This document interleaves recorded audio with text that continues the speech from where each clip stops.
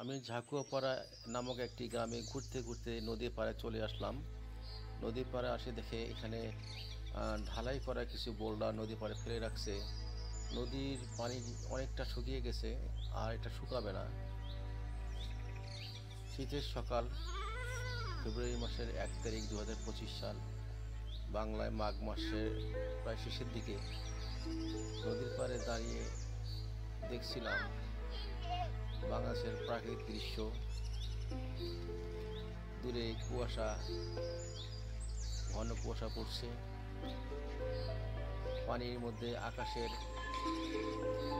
নীল আবর্ণ দেখা যাচ্ছে। নদীর মধ্যে চর জেগে উঠছে, সেখানে ধানের চারা রোপণ করেছে। নদীর উপরে ছাগলগুলো বেঁধে রেখেছে, ছাগলগুলো ঘাস খাচ্ছে। গ্রামের লোকজন নদীর পাড়ে কাছাকাছি দিয়ে হাঁটাহাঁটি করছে। আসলে এই সমস্ত দেখে মনে হয় আমি যেন কোথায় হারিয়ে গেছি প্রকৃতির মাঝে। আমি ভ্রমণ পিপাসু, আমি ঘুরতে ভালোবাসি। দূরে দূরে ঘুরে ফিরে আপনাদের জন্য এই ভিউগুলো তুলে নিয়ে আসি। আপনার দেখে যদি আপনাদের ভালো লাগে, আমি আনন্দিত হই। আমি চেষ্টা করি আরও ভালো ভালো কিছু আপনাদের জন্য উপস্থাপন করার জন্য। আপনারা আমার পাশে থাকবেন।